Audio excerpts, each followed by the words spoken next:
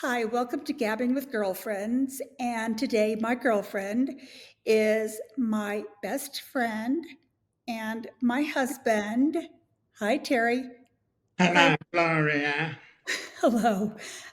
It's so weird because people hear me say Terry and they're not sure who I mean. I've never been able to call my husband Geezer because I think it sounds very silly, but I think I'm the only person in the whole world that that doesn't call you geezer. Anyway, hi, this is fun. Is it? For you, yeah. I think it's really fun.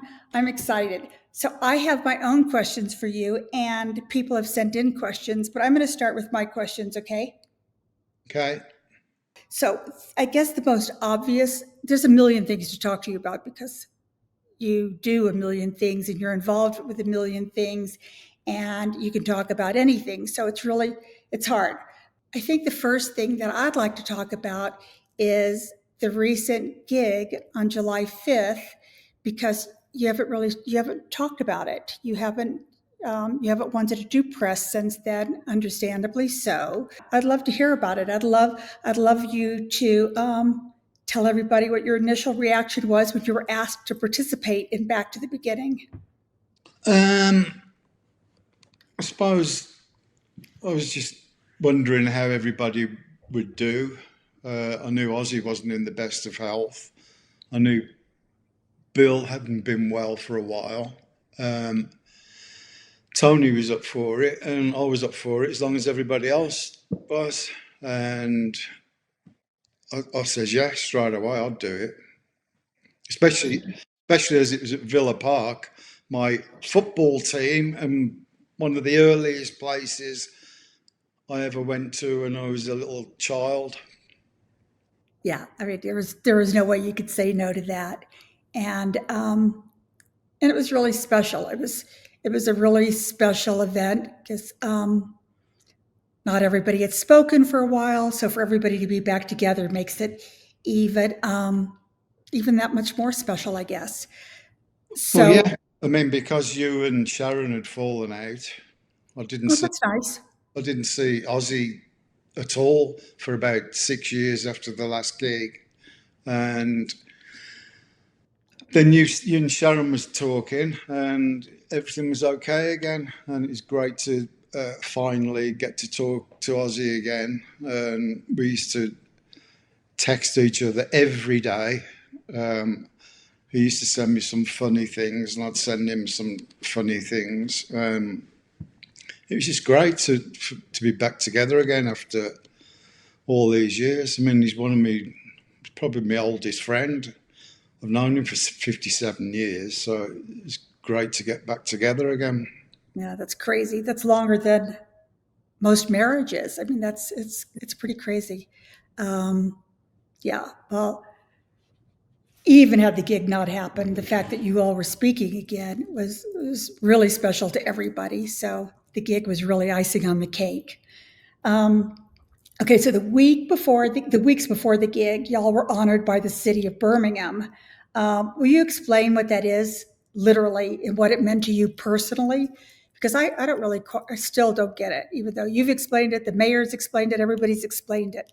What Well, is it? Birmingham's the second biggest city in England, in Britain. It's where Sabbath were born and bred. And to be honoured by your city that you've always known and loved and grew up in, it's like an incredible special honour. And we were made Freedom of the City of Birmingham, which doesn't really have any meaning to it except they can drive a herd of pigs past Birmingham Cathedral. Is That's how it it's pigs? I couldn't remember. pigs or bulls or cows or something. Back in the Middle Ages, that's how it all started. If you became a free man of Birmingham, you were allowed to drive your animals past the Birmingham Cathedral. So we didn't have any animals, so we went to the Lord Mayor's banquet house, and we were honoured by all lots of family, especially for us, our family and friends were there. Especially our grandkids came over from California and up from London, and it was fantastic. They loved it, and it was a great honour. And it's really special because it's happened so infrequently. It's not something that happens every June or whatever. It happens I think really. it was there's only like about 10 people that have ever been given the honour, so it really is a special honour. Yeah, it's kind of like a key to the city, but maybe even a little more special than that. It was quite a big deal, and it was a really fun day. Um, and it's actually just reminded me I need to get the proper pictures from that day. I have pictures we took and that friends took, but yeah, I'm And going to the make whole enough. day started off. We were taken around Birmingham to see all the murals that had been put up. There was a mural at the pub where we started from when we used to be The called crown. the Crown Pub in Birmingham Centre. That was all decked out in Sabbath stuff, pictures of us in the old days, and that's where we started really. That's where we built up a following around Birmingham, and it was amazing to see that it's still there because it's been people have threatened to pull it down so many times and demolish the building and build office blocks or whatever. And every time they've tried to do that, there's an outcry in Birmingham. You can't do that. That's where Sabbath started. And I um, love it. and there used to be loads of different great bands that used to play there as well in the old days. So then we went to New Street Station, and there was a whole wall covered in murals of us. And we met the guy that did the murals. He was really excited to meet us, and we were excited to meet him. He's a really nice guy. And the sad thing is, nobody had invited him to the gig after all his work. Yeah, nobody even So, thought about it. It was just one of those things that everybody loved him and everybody was happy he did what he did and loved meeting him. But and um, I said to him, where will you be sitting at the gig? And he went, oh, nobody's invited me. What? yeah, And we invited him and, gave him this yeah, special seat.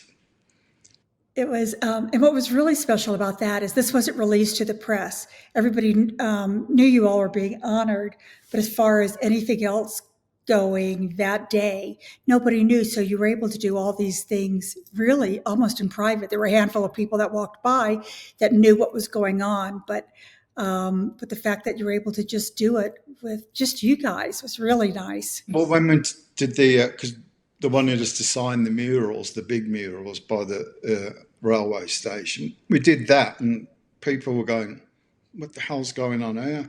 Yeah, yeah, And gradually, a big crowd started building up, and people realised what was going on. And but they were great. Nobody bothered us or anything. It was really good. yeah. Everybody was very respectful, and I think, yeah, it was just, which wouldn't happen everywhere, but I guess being English, everybody used their manners. Yeah. So your speech, when you were all given your awards that day, your speech was really special. It was so nice, um, and I think that it was just an impromptu speech. You didn't write anything. You didn't plan anything. I don't even think you knew you were going to. I don't think anybody knew who was going to be speaking when. Um, so how did you do that? How did you just It's just off open the your top of, mouth and these top of words my come out? head. As you know, I hate speaking in public anyway. And the Lord Mayor came up, did his speech, and then other people came up, did their speeches, and it was like, and now the guys from Black Sabbath, and it was like, eh? None of us really knew that we were supposed to be doing a speech, and I haven't got a clue what I said. I just made it up on the spot, and it was as soon as it was out of my mouth, it was gone into the ether. Yeah, it was really good. It was really good. And you just mentioned about how special it was having all your family there and them being able to witness the special day. And I think, I mean, for me personally, that may have been one of my most special days because to have everybody there and to see the whole band, being honored for something that um, Yeah, being honored, period, by Well, the it's city of Birmingham. a special touch because each one of us had our families come up on the stage where we were, and it, each family came up in turns and like stood behind each one of us. Each family stood behind each one of us. It was great. Yeah, it was all the families were there together and then individually. It was amazing. And then on the way out, there was this massive big plaque of everybody that all the people, as I say, I think the 10 people that have been honoured over the two or 300 years on this big plaque. And I had a photograph with me and all the family, like pointing at my name. Yeah, It's it great. was cool. That was really cool. I should post that. That was really cool. Um, okay, so going back to rehearsals, how was it when everybody got together for the first day of rehearsals? What was that like? Nerve wracking, warm and Um, fuzzy? well, of course, when we get together, it's almost like we've just seen each other the week before, even though it's been like 6 or 7 years or whatever. Bill, of course, Tony was joking about Bill because he kept saying he looked like Gollum. And the only shocking bit was when Ozzy came in. I knew Ozzy was very ill, but I didn't realise how ill he was.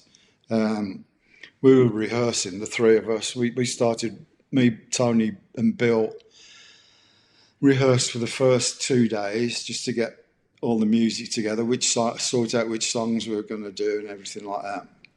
And then on the third day, Ozzy came in. He was helped in by two helpers, and I was just shocked to see him like that.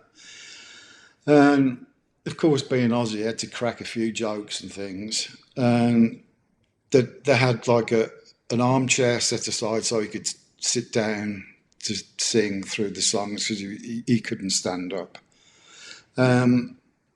We sorted out. I think we rehearsed about 6 or 7 songs and picked out the 4 or 5. We knew we could only do 4 or 5 because of the time limit. And we picked out the 4 or 5 songs that sounded the best and which we were all most comfortable with. And after that, it was just like, we fell into the old Sabbath again. Normal. Just Yeah. normal. Ozzy could only do it once. He could only rehearse, like go through the songs one time, and then he'd leave. And we'd sort of carry on and, get the solos really well together and that stuff like that. Well, and it had to be especially hard for Ozzy too because he was doing 2 sets. He was doing his own set as well. Exactly. Yeah. So it made everything that much more difficult for him, I'm sure. I guess you already answered this. If it felt like it had been forever since you all saw each other, or it just felt like you just picked up where you left off, right? Yeah, we always do. There's never any sort of egos or resentments to each other. It's just a bit of a laugh fest. When Tony picks up on taking the piss out of Bill as usual. Bill loves being taken the piss out of. It was just funny doing the old That's joke. your norm. That's your norm. Just talking about the same old stuff. It's good. Oh, yeah, I would have liked to have been a fly on the wall on all those days because I bet it was I can't even imagine. I'm so glad it happened like that we finished on such a great note. Yeah, me too. Everybody is. I mean, it's just yeah. I'm so glad too. Okay, so when you walked into Villa Park for sound check, what was that like? It was amazing because we went to the dressing room and each of us had our own dressing rooms, and mine was done out as if it was going to be a Villa match. So it had because yours really was part of the. I had my shirt that hung it up on where the players have theirs on the peg, and I was like, my sort of section was next to Ollie Watkins and Mings. So it's like as if I was the player. I had my name on there and everything. It's like, for me, it's the most incredible moment ever. 'Cause it really was in the locker room. Your dressing room was in the locker room, so Yeah, everybody's lockers were there and yeah. everybody's names up there, so Players, it was players locker room. yeah, it was so cool to walk in there, and I'm not even a Villa fan, but living with one, walking in there and seeing your name up there with theirs was just I think for amazing.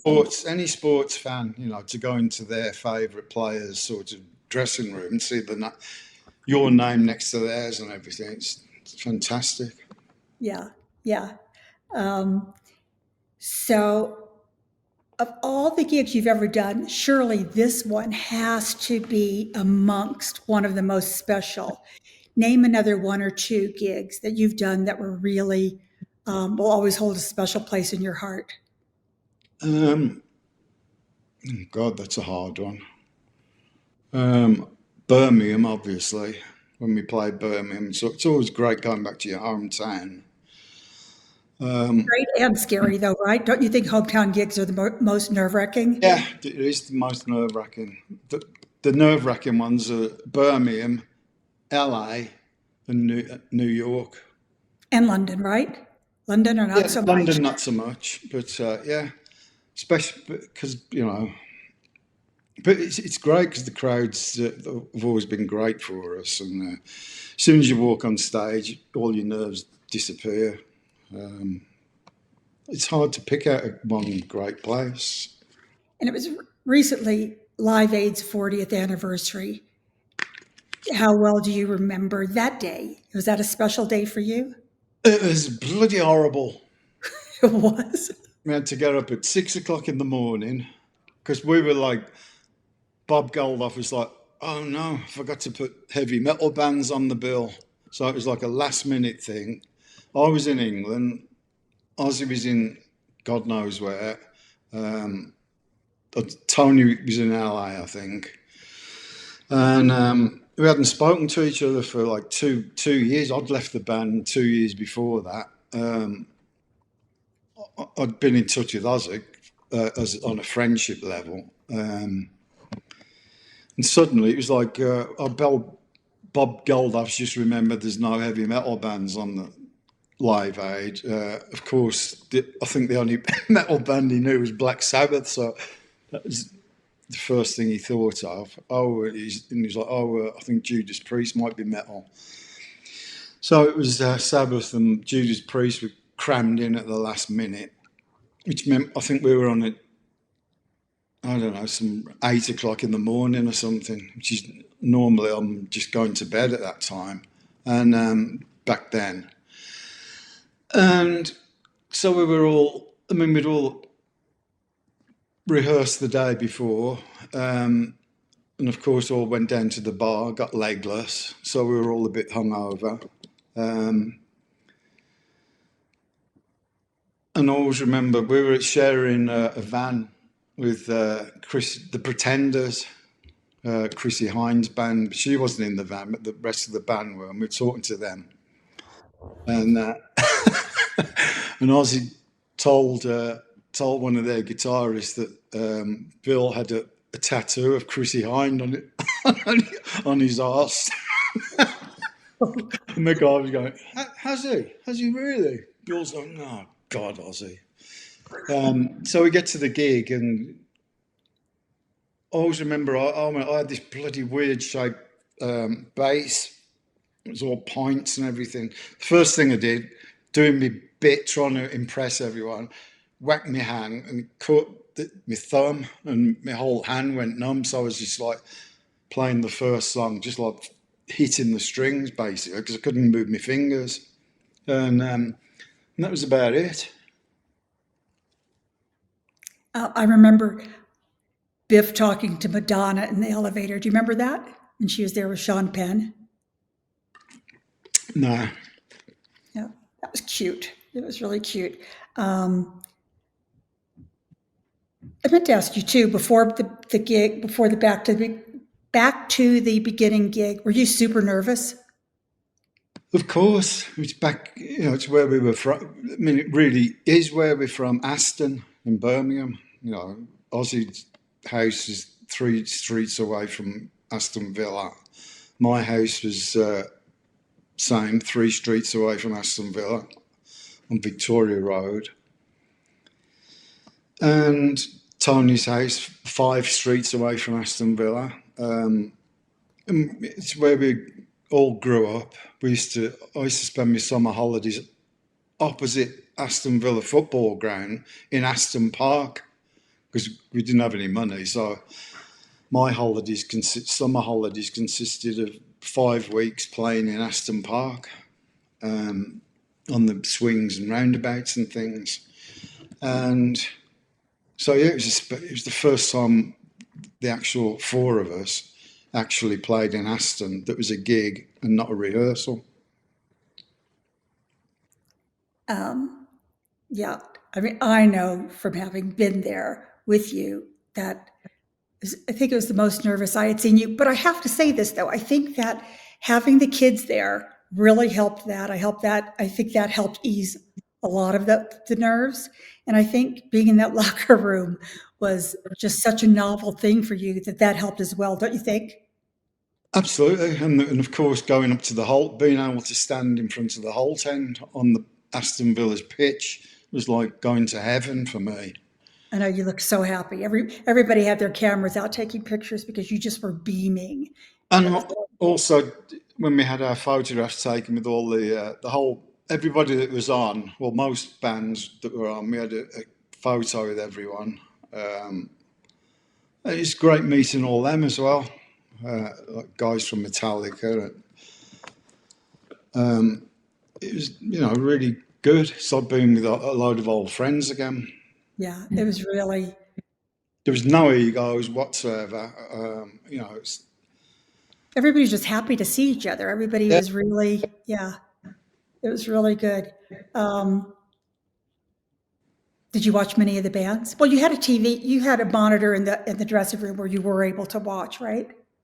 it's hard because you have to prepare for the gig that you're on. The only band that I had time to actually go out, once I've done all my bits to prepare for the gig, I mean, me and Tony sort of jam for an hour before every gig in the dressing room.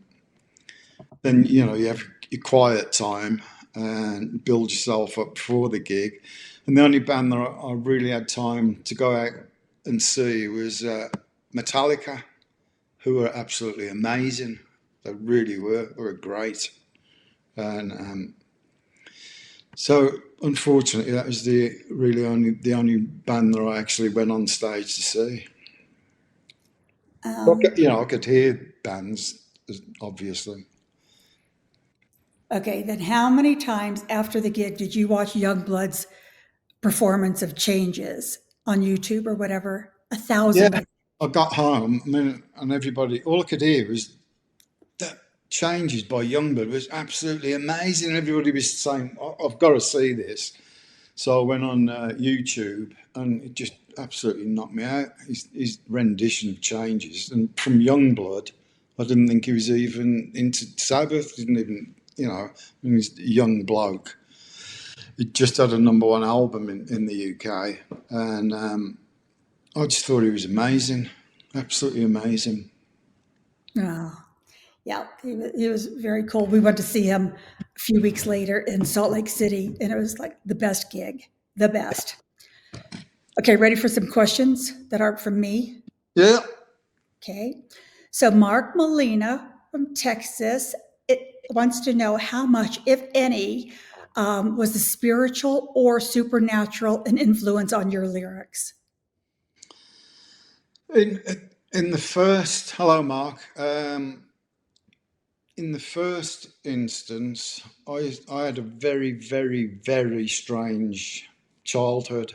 I don't know whether it's because of how religious the family was, how religious. I was brought up like really strict Catholic. And being Catholic, the first thing you see when you open your eyes as a baby is like this guy nailed to a cross. So it's like, what the heck's this? And my parents used to have pictures of what they called the Sacred Heart, which was a picture of Jesus showing his heart with all blood coming out of it. So it was really weird. And The first supernatural thing was when I went to Dublin. My mum and dad are from Dublin, from Leeson Street in Dublin. And every other summer we'd go to Dublin for our summer holidays.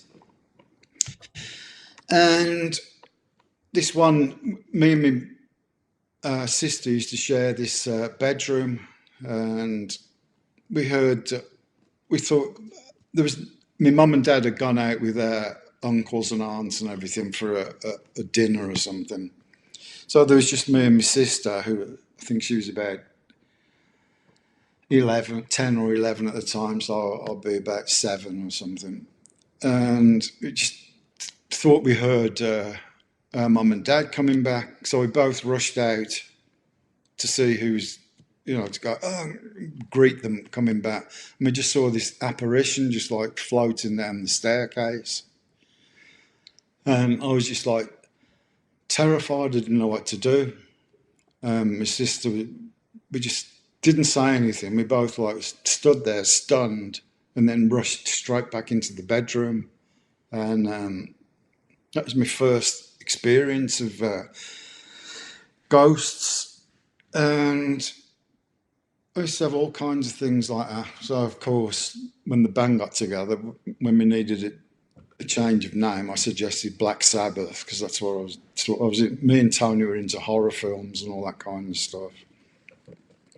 And because of some of the experiences that I had, I thought Black Sabbath would sort of sum the band up, really.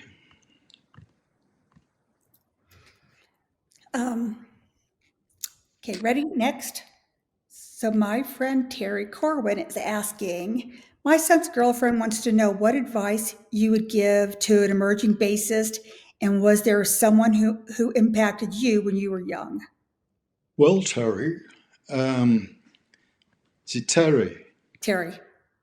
Terry. Well, Like you, Terry, I don't really give anybody advice on how to play because nobody gave me advice. So I just picked the bass up and felt like that was where I was destined to play. but I think that's what she means. I think she means not playing advice, but what kind of advice? Like, I don't know what she means. It's a difficult instrument. I mean, people think you just stand there and, fill in the notes between the guitarist and the drummer and the singer, which I suppose is what you really do. But it's hard to just pick it up and play on your own unless you've got something to play too. Whereas a guitar, you can write songs on it and everything, and that kind of instrument. Whereas bass, you need other instruments to go with bass, so it's hard to practice unless you've got other things to practice too. As far as influential bassists, I was a rhythm guitarist in my first band, and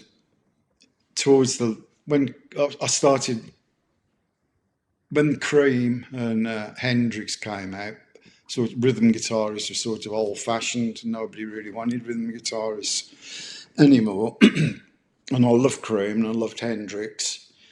And I went to see Cream one day, and I was just mesmerised by what Jack Bruce was doing on bass. And I'd never even thought about bass before until I seen, and I was just going, what the hell? And it was just incredible. And I realised, that's what I wanted to do. I wanted to be Jack Bruce Part 2. Ah, okay. Here's another one for you. This one's kind of long-winded, but okay. The Black Sabbath title cut, Geezer utilizes a diminishing bass root note progression. He'll start with the key in which the song is written, then drop a step, then half a step, etc. How did you come up with that progression? I have absolutely no idea what tuning wise or the song. Well, I don't know. I don't really. I would think tuning wise, the way I read it, but Tuning wise was mainly down to Tony because he had the ends of his fingers chopped off. And he used to be he used to make his own thimbles out of plastic deodorant bottles. Not was that right? I didn't know that. deodorant. To the called washing up liquid bottles. he used to melt the plastic onto the top, Dishwashing liquid bottles. Go on. and he'd melt the plastic and melt it onto his fingers. And he was like in agony when he'd do that, but it's the only way he could play because the bones were sticking out the ends of his fingers. And so eventually he made himself these plastic tips, fingertips, all made himself. Like thimbles. Like thimble kind of things. Covered them with bits of leather so he could grip. And he found it much easier to tune the guitar down to give it, to be able to play with the strings, bend the strings easier with these thimbles on the ends of his fingers. And so I tuned down with him, and that's what gave Sabbath the darker sound. That's interesting. Okay, here's one from Stuart McCullough. He wants to know if you remember Gerald McCullough from primary school. Yes, I remember Gerald McCullough. You do? Yeah. I love that. That's really cute. Was it Sacred Heart or Holt Grammar? Yeah. Primary school. Which one was primary school? That would probably be the Sacred Heart then. That's funny. Okay, Joe Riley's asking what your favorite Villa player and favorite bass player of all time are. Well, I already said the favourite bass player, which is Jack Bruce. Okay.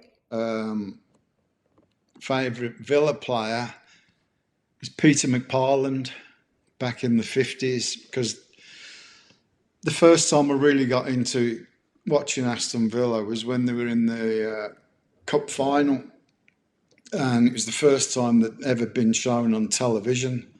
So my dad saved up his money when he found out that Villa were in the cup final. And he bought this tiny little black and white TV set so that we could all watch Aston Villa on the telly. Oh. And Villa were given absolutely no chance because it was against Manchester United, who just won the league, and like everybody said, they're going to win the double, they're going to win the league and the FA Cup, and Villa didn't have any chance whatsoever, and of course Villa went on and beat them 2-1. Oh wow! Peter McParland scored both goals. Oh, he also knocked out the goalkeeper, so that helped. He did.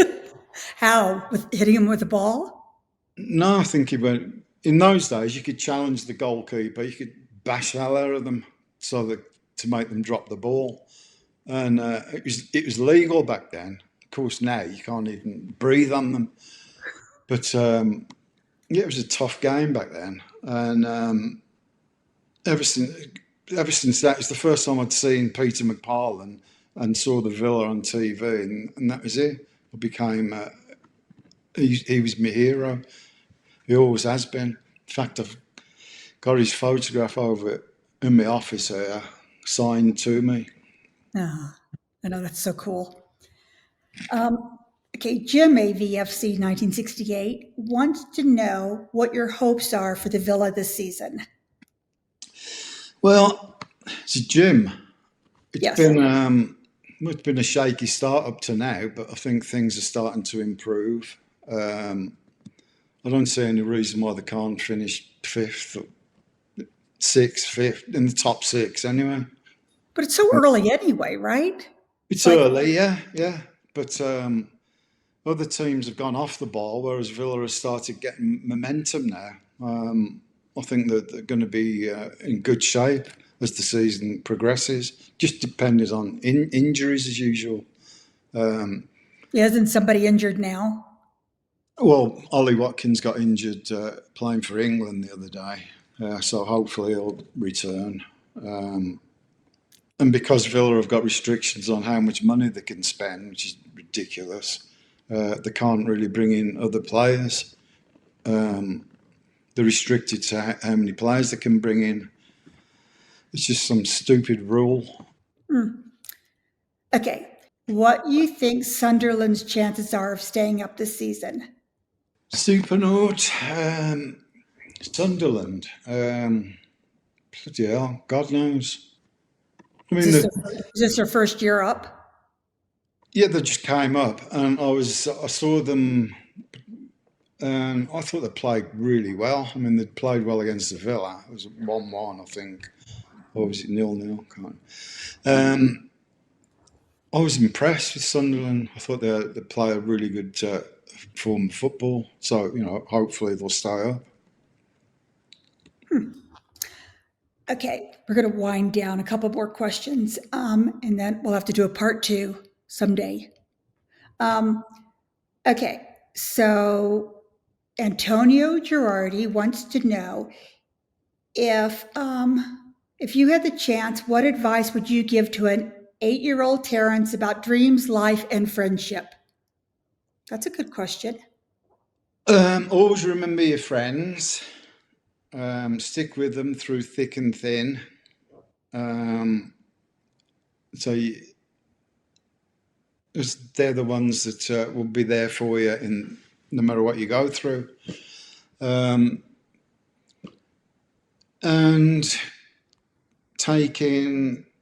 learn from your mistakes, and just be a good person. Be kind to animals. Absolutely. There you go. Okay, last question then today. If you could play one song on stage at the Crown from any band except Black Sabbath, what would it be? At the Crown, Uh-huh.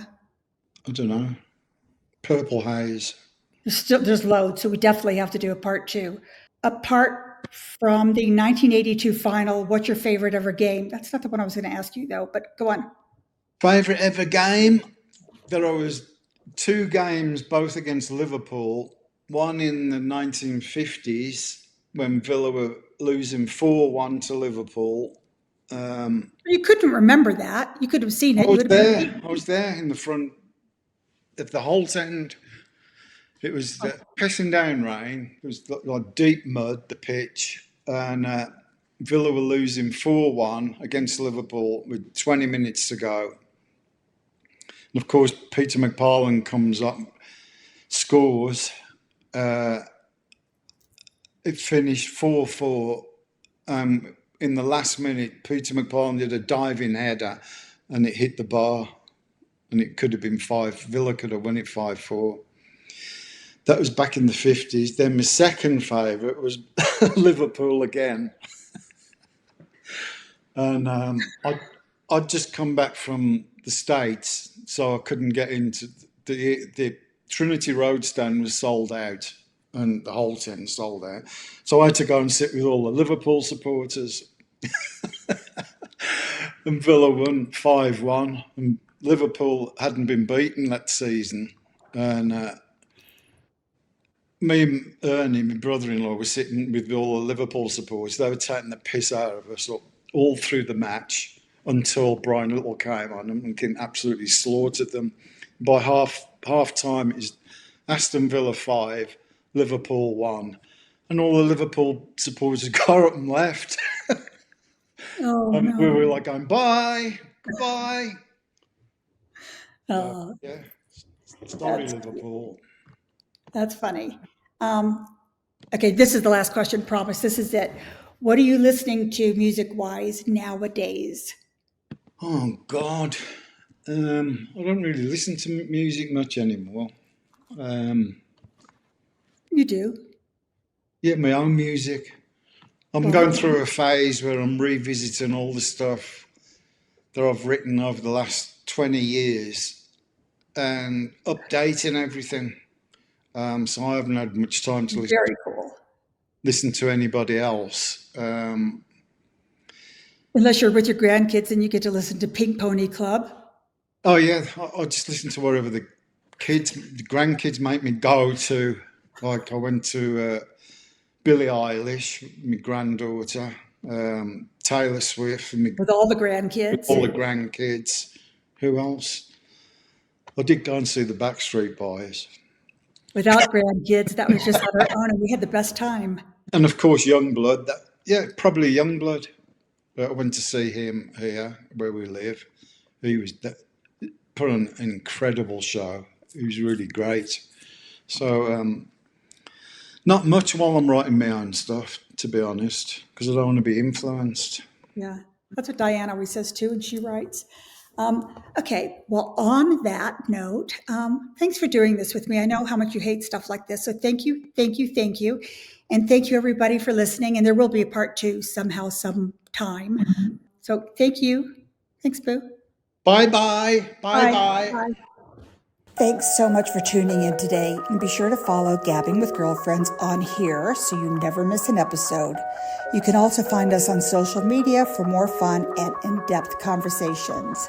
Thank you.